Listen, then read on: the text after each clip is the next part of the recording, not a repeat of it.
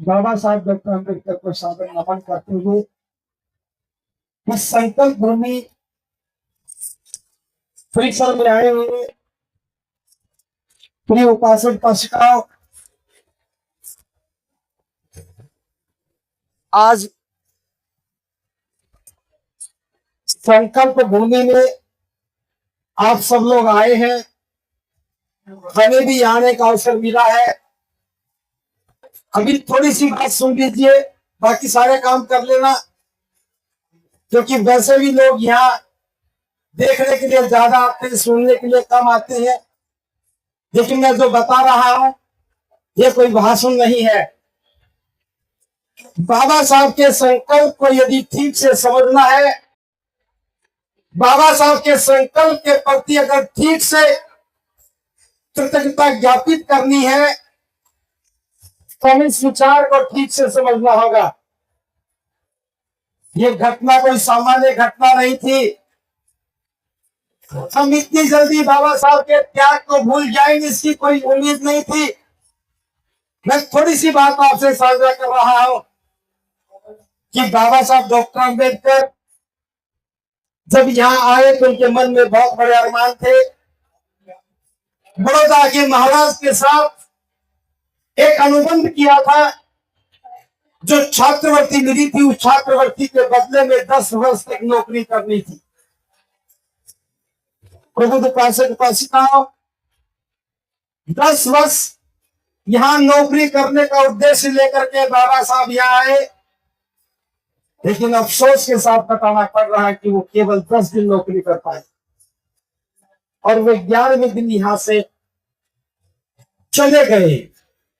लेकिन जाने से पहले जो घटना घटी, बस उस घटना ने हम सबके जीवन को बदला है। इसे जानना और समझना बहुत जरूरी है। मैं आपको बताना चाहता हूं, आज हम एक बहुत ही सम्मान का जीवन जी रहे हैं। आज हमारे पास अच्छी शिक्षा है, अच्छी नौकरियां हैं, अच्छा कारोबार है, सम्मान के साथ हम रहते हैं। शासन और प्रशासन में बड़ी बड़ी पद प्रतिष्ठाओं पर हम लोग बैठे हैं। इस देश की राज सत्ता में हमारी भागीदारी है। ये सारी बातें जो आज मैं बता रहा हूं ये बाबा साहब डॉक्टर अम्बेडकर ने हमें दी है, वरना हमारे पास अपना कोई सामर्थ्य नहीं था कि हम इस सब को ले पाते। मेरा तो यहाँ आने का एक ही उद्देश्य है। मैं उस उद्देश्य को आपके बीच में रखना चाहता हूं।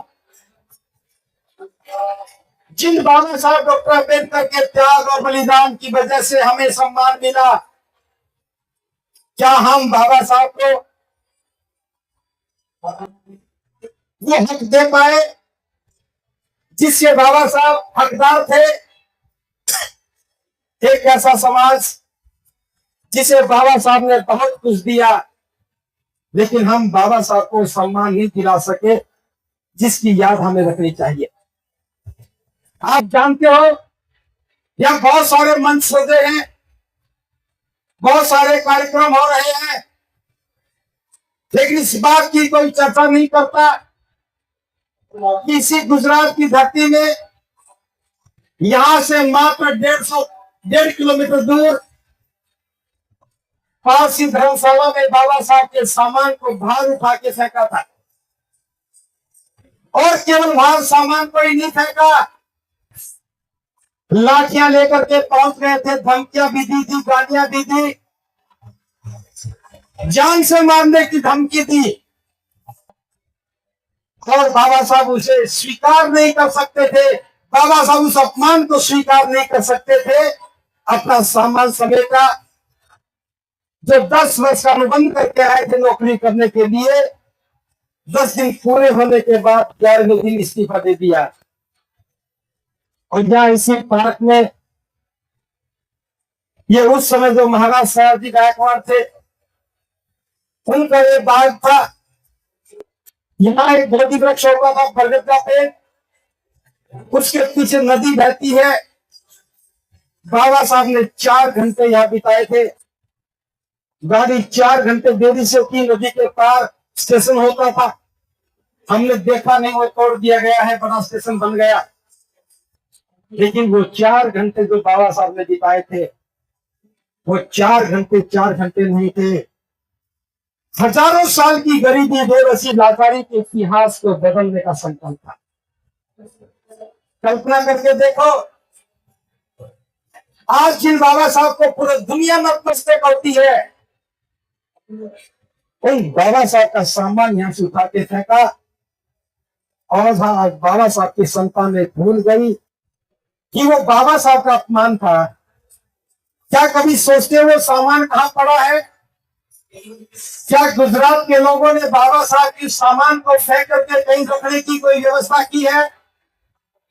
क्या देश के दूर दराज से आए हुए लोगों ने मिल करके बाबा साहब के साथ जो अपमान की घटना हुई थी, उस घटना को सम्मान में बदलने की कोई कीमत चुकाई है? लेकिन मुझे अफसोस है ये बात बताते हुए, हम बाबा साहब को याद रख रहे हैं, लेकिन बाबा साहब के त्याग और बलिदान को भूल चुके हैं। हम भूल गए हैं, हम जानते नहीं है कि बाबा साहब के सम्मान को कैसे लौटाएं। हमें इस संकल्प भूमि पर आकर के संकल्पित होना चाहिए था, लेकिन इस धरती, भले आज हम संकल्प भूमि के नाम से जानते हैं, आप संकल्पित नहीं हो रहे हो। ये आयोजन समारोह में तब्दील हो गया, कुछ गीत गा लेते हैं, कुछ संगीत बज जाता है, कुछ मेरे जैसे भाषण दे लेते हैं, कुछ घूम लेते हैं, कुछ देख लेते हैं, और सोचते संकल्प भूमि पर आ गए। मैं तो सिर्फ इतना बताना चाहता हूं, इतने सारे भीड़ भड़ाके की आवश्यकता नहीं थी, इतने सारे टेंट लगाने की आवश्यकता नहीं थी, अपना अपना बैनर लगा करके अपनी प्रतिष्ठा बनाने की आवश्यकता नहीं थी। मगर बाबा साहब की प्रतिष्ठा के लिए काम करना था। पहचानो उन लोगों को जो बाबा साहब का नाम लेकर के अपनी प्रतिष्ठा बनाने की कोशिश कर रहे हैं और बाबा साहब के संकल्प को भूल गए हैं। क्या एक ही मंच पर खड़े होकर के सभी लोग अपनी बात नहीं कह सकते? अगर एक मंच पर खड़े होकर के अपनी बात नहीं कह सकते, तो हमारा विनम्र निवेदन है उनसे, संकल्प भूमि में आना बंद कर दे। तुम्हारी बदनीयती ने बाबा साहब के मिशन को बर्बाद कर दिया है। और ये बात मैं इसलिए कह रहा हूं, वो कोई लोग और नहीं है, बाबा साहब के अनुयायी दूसरे लोगों को बहुत कोसते हैं, उन्होंने हमारे साथ जुल्म किया। मैं भी ये बात कहता रहा हूं कि हमारे साथ जुल्म किया, बाबा साहब के जुल्म किया, बाबा साहब के सामान को बाहर फेंका, बाबा साहब के आगे से ट्रक को समेट लिया, बाबा साहब को पानी नहीं पिलाया, चपड़ा से भी फाइल फेंकता था। इस इतिहास को कब तक दोहराते रहेंगे? इस इतिहास को दोहराना नहीं है। अब बाबा साहब की संतानों को बताना है कि बाबा साहब के साथ जो घटना घटी थी वो इतिहास में दफन हो जानी चाहिए और दोबारा से उस घटना का जिक्र नहीं होना चाहिए, क्योंकि आज बाबा साहब की संतानें अपने सामर्थ्य से नया इतिहास बनाने के लिए सक्षम हो चुकी हैं। लेकिन ये काम कब होगा? ये काम जब होगा जब झूठी प्रशस्ति के लिए लोग अपना अपना टेंट लगाना बंद करेंगे।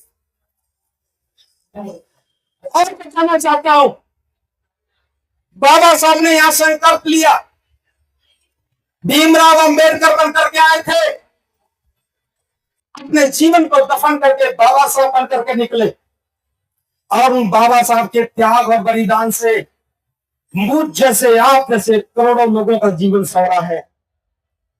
कितने लोग जो राज को नहीं जानते थे, राज सत्ता में भागीदार बने।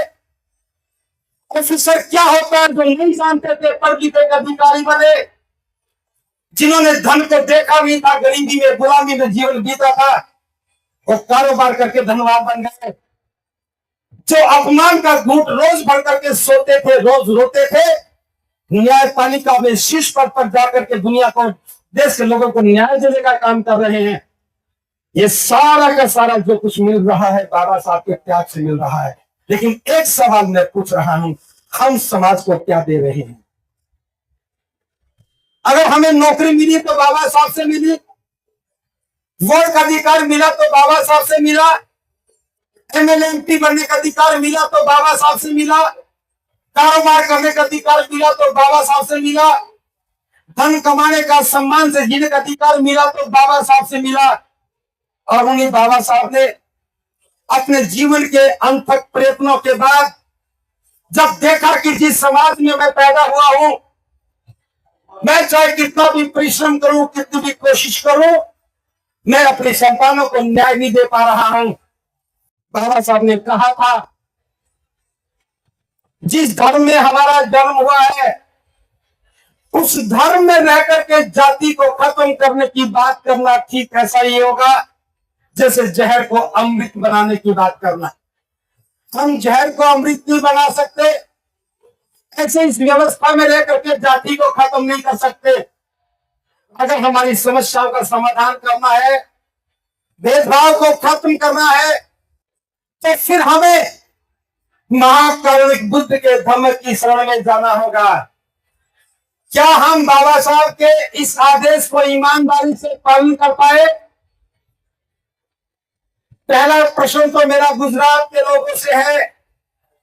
जिस गुजरात की धरती पर बाबा साहब ने संकल्प लिया इस विषमता के भेदभाव को खत्म करने के लिए, इस जातिवाद को खत्म करने के लिए, छुआछूत को खत्म करने के लिए, क्या ये हमारी जिम्मेदारी नहीं बनती थी कि बाबा साहब की संकल्प भूमि पर आकर के हम इस भेद को खत्म करने के लिए बुद्ध की शरण में जाने का निर्णय लेते? अगर आज यहां आकर के संकल्प दिवस पर आकर के हम बौद्ध बनने की घोषणा करते तो सबको समझ में आता कि बाबा साहब के साथ जो न्याय हुआ था उसको न्याय में बदलने का काम उनकी संतानें कर रही है। क्या ये हो पा रहा है? नहीं हो पा रहा। बाबा साहब ने ना केवल बुद्ध की शरण में जाने के लिए कहा, बल्कि यह भी कहा कि बौद्ध बनना ही काफी नहीं है। बौद्ध बनने के बाद धर्म का प्रचार और प्रसार करना हमारी नैतिक जिम्मेदारी में आता है। हमें बौद्ध धर्म का प्रचार करना चाहिए। और मैं देख रहा हूं करोड़ों की संख्या में बौद्ध बने हैं, प्रचारक एक भी नजर नहीं आता है। इस भारत में 3000 भिक्षु बने, भिक्षुनियां बनी, लगभग संख्या 3000 की है, लेकिन भिक्षु भी सारे परित्राण करने में लग गए हैं। और इस परित्राण से मुझे काफी असंतोष होता है। आपको मैं बताना चाहता हूं कि बाबा साहब की अनुयायी बाबा साहब का नाम लेकर के बाबा साहब के मिशन को कैसे फलीता लगाते हैं। अभी देश में महाबोधि महाविहार की मुक्ति का आंदोलन चल रहा है। हम इस आंदोलन के हिस्से थे। बुद्ध पूर्णिमा के दिन हजारों लोग आए, लेकिन आंदोलन करने वालों ने घोषणा कर दी कि कोई भी महाबोधि महाविहार में नहीं जाएगा। और वो सारे बैठ करके 2 घंटे बैठे थे, परित्राण करने लगे। वो बाहर बैठ के परित्राण करते रहे और सरकार का जो गवर्नर था वो जाके वहां आरती करता रहा और उस आरती का प्रतिकार एक बार भी नहीं किया। वो सारे नकली ढोंगी आज इसी संकल्प भूमि में आकर के फिर परित्राण कर रहे हैं। और इस परित्राण को समझना होगा, ये संकल्प भूमि परित्राण के लिए नहीं है। महाबोधि महाविहार की धरती परित्राण के लिए नहीं है। जिस प्रकार से महाबोधि महाविहार मुक्ति की कामना कर रहा है और मुक्ति का काम बेईमान लोगों के हाथ में आ गया है, उसी प्रकार से संकल्प भूमि भी अपने संतानों को याद कर रही है। लेकिन संकल्प भूमि के बारे में मैं इसलिए नहीं कहता हूं कि यहां तो कोई काम ही नहीं कर रहा है। थोड़ा बहुत काम हुआ है, गुजरात के लोगों को साधुवाद दे देता हूं।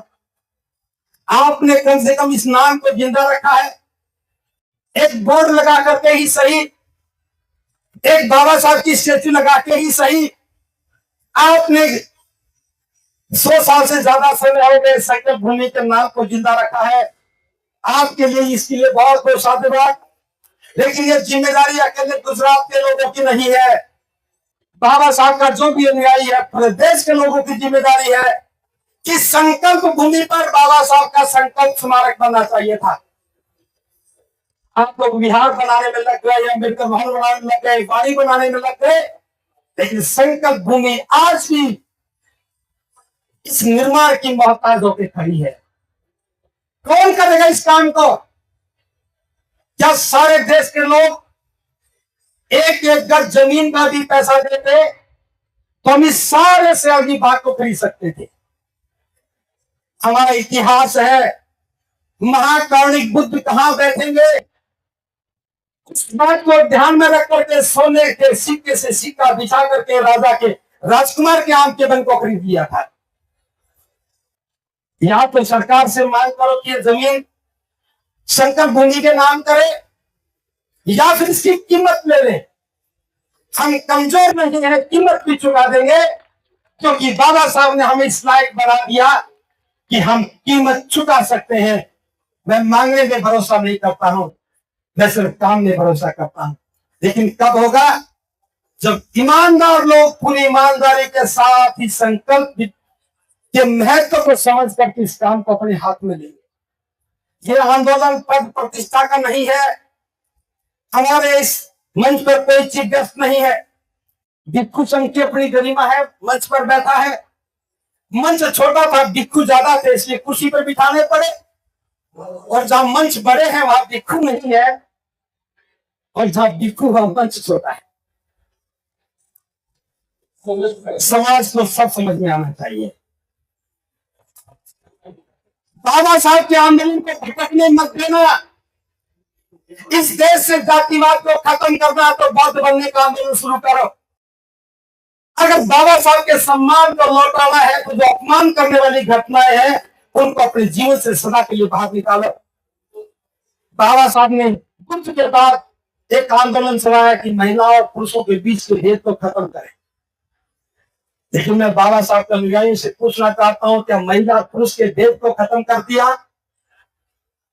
हम नारा तो लगाते हैं बौद्ध धर्म की क्या पहचान, मानव मानव एक समान।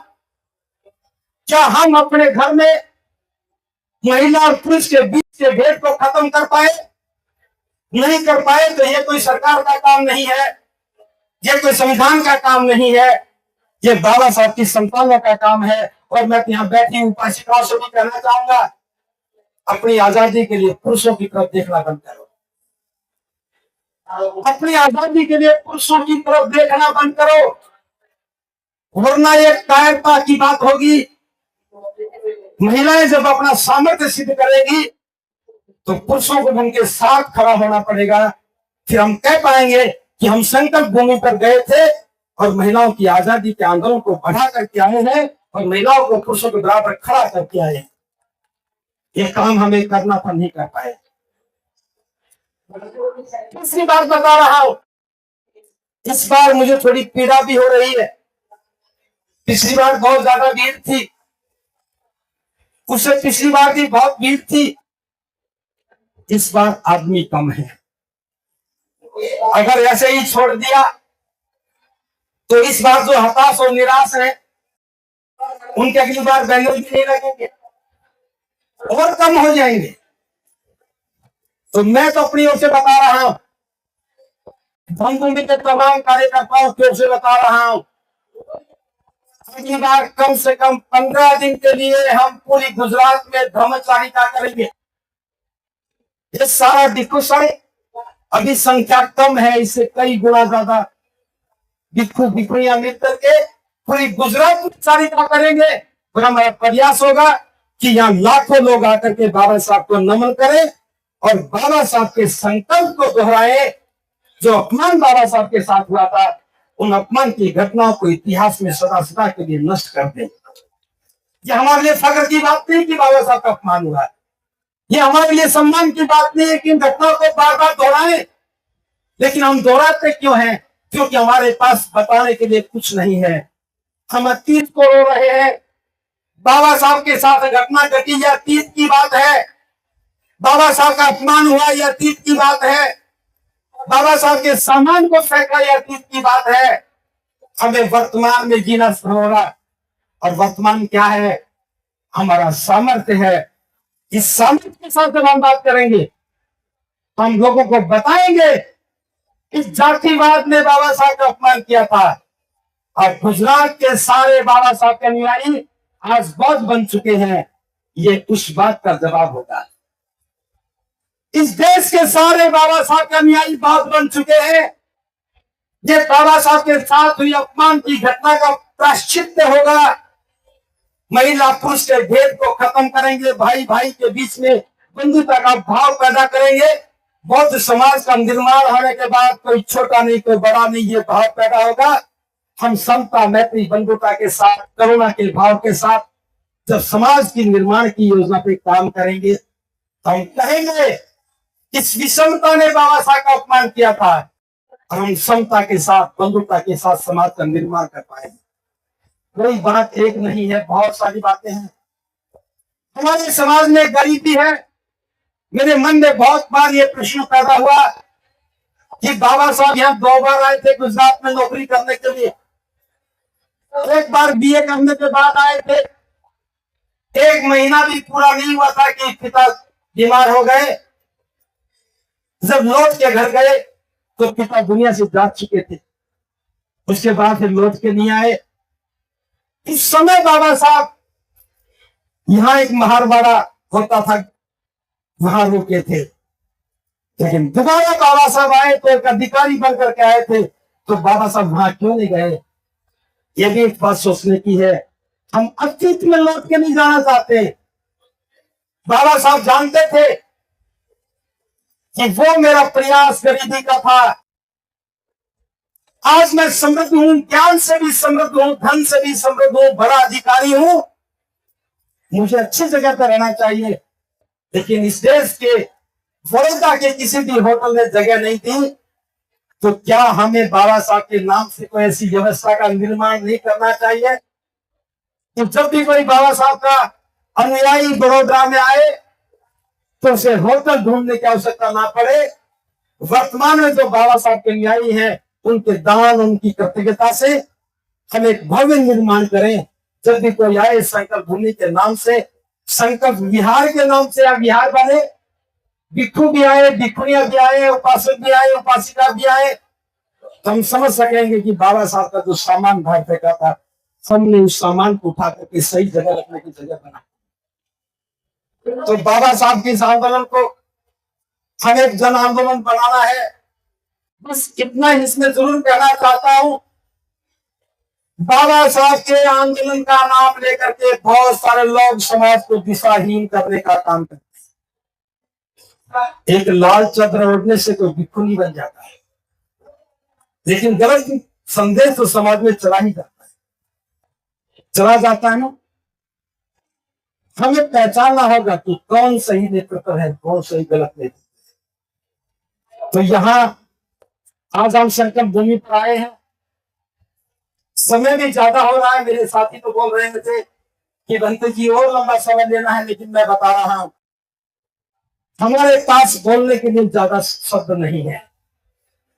बस हमारे सामने तो एक ही लक्ष्य है कि बाबा साहब के साथ जो अपमान की घटनाएं हुई वो इतिहास के पन्नों से हटा दे, दोबारा से कभी उनका जिक्र ना करे। और जब भी कभी बात हो तो संकल्प भूमि के नाम से बाबा साहब के सम्मान की बात हो। वो कब होगा? जब हम सम्मान के लिए काम करेंगे। अभी तक हम अतीत को रो रहे हैं, हमें अतीत को नहीं रोना है, हमें वर्तमान में एक व्यवस्था का निर्माण करना है। मैं ये नहीं कहता कि इसी संकल्प भूमि पर भले यहां से थोड़ा दूर बने, एक संकल्प विहार बनना चाहिए। बाबा साहब के सच्चे अनुयायियों को उसके लिए काम करना चाहिए। और एक छोटा सा विचार और साझा कर रहा हूं। गुजरात के लोगों ने 60 बुद्ध विहार बनाए हैं या 70 बनाए हैं, मुझे पूरा नहीं पता है। मुझे बताया है कि कितने हैं, 125 हो गए। 125 बुद्ध विहार गुजरात के लोगों ने बनाए हैं और वो भिक्षु 5 भी नहीं बने। एक बुद्ध विहार किसके लिए बना रहे हैं? भिक्षु बने बिना बुद्ध विहार मत बनाओ, वरना चौथी के झगड़े शुरू हो जाएंगे। जब बुद्ध विहार में भिक्षु नहीं होता तो चौथी के झगड़े शुरू हो जाते हैं।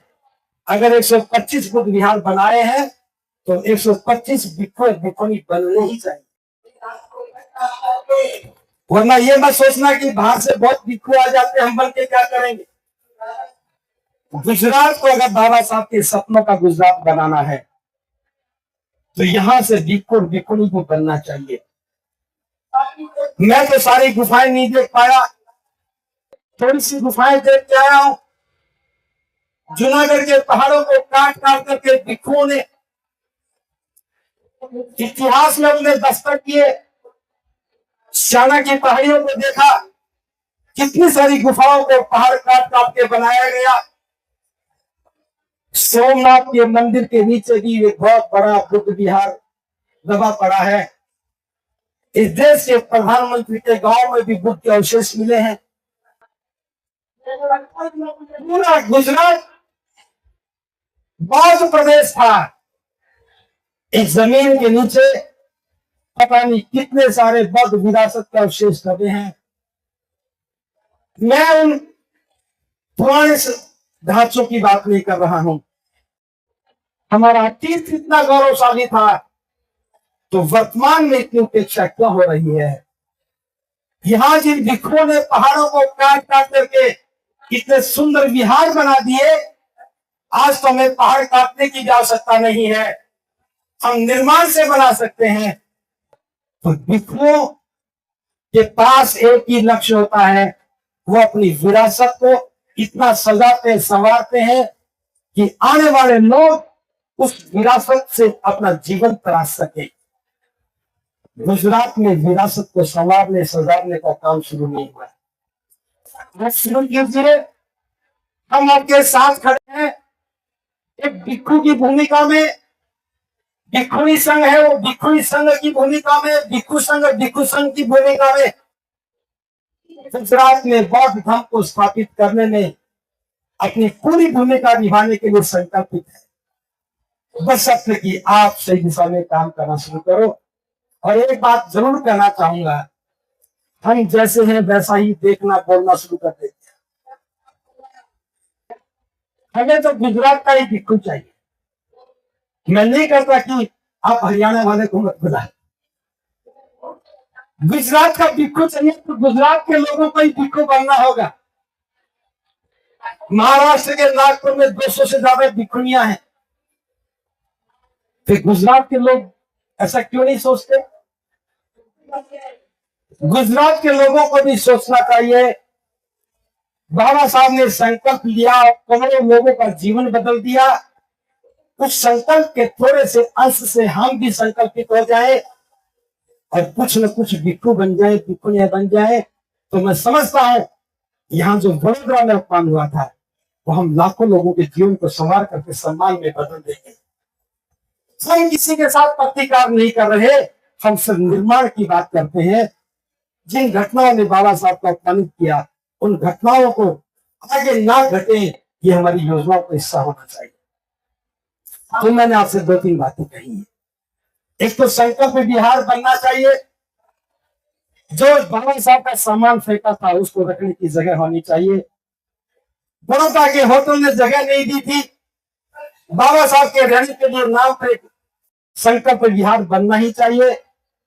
बाबा साहब का जिन कारणों से अपमान हुआ था उनको दोबारा दोहराया नहीं जाना चाहिए। बाबा साहब का अपमान हुआ तो गुजरात बाबा साहब के संकल्प को लौटाए, ये संकल्प हमें लेना चाहिए, वरना हम शब्दों को दोहराते रहेंगे और यहां से जाते रहेंगे। तो मैं समझता हूं, जब मैं पहली बार 1911 में मैं यहां आया तो देखने की कोई खुशी नहीं थी, बदहाली का बड़ा दुख था। 15 में एक धम्म कारवां शुरू किया और ये संकल्प भूमि पूरे देश के ध्यान में आई।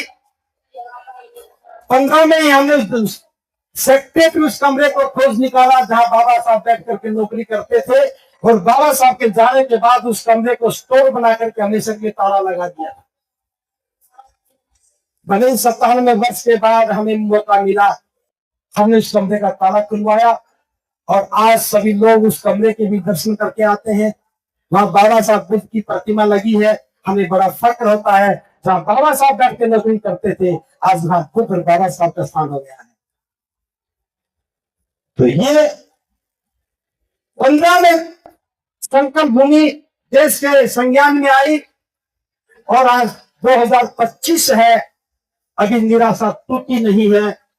2026 की योजना आज से बनानी शुरू करो और 2026 का संकल्प भूमि का उत्सव इस समाज के लिए फक्र और सम्मान का उत्सव होना चाहिए। यहां कोई चीफ गेस्ट नहीं बनेगा, यहां किसी को चीफ गेस्ट बनाने की आवश्यकता नहीं है। यहां तो संकल्प ही सबसे बड़ा आमंत्रण है और संकल्पित लोग ही नेतृत्व देने के लिए सक्षम होंगे। इसलिए धम्म भूमि का आंदोलन बाबा साहब के मिशन को जन जन तक पहुंचा करके बाबा साहब की भारत की परिसंकल्पना को साकार करने का आंदोलन है। इसमें हमारा कुछ नहीं है। बस मैं इसी कामना के साथ, आपने मेरी बात को बड़े ध्यान से सुना और अगले वर्ष के लिए आप संकल्प हो रहे हो, इसी कामना के साथ हम कुछ कर पाए। भवतु सर्वमंगलम, भवतु सर्वमंगलम, भवतु सर्वमंगलम, सबका भला। बस अंत में इतना कहूंगा, जो नौजवान लगे हैं, वडोदरा की जो टीम लगी है, भावनगर की जो टीम लगी है, पूरे देश से अहमदाबाद के लोग भी बड़े कई दिनों से तैयारी में जुटे हुए हैं। जो भी गुजरात के लोग जिस भी प्रदेश से हो, इस कार्यक्रम के लिए जो तैयारी में जुटे हुए हैं, उन सब के लिए बहुत बहुत साधुवाद। भिक्षु संघ की ओर से, भिक्षुणी संघ की ओर से सबके लिए अनंत मंगल कामनाएं, साधुवाद। सबका मंगल, सब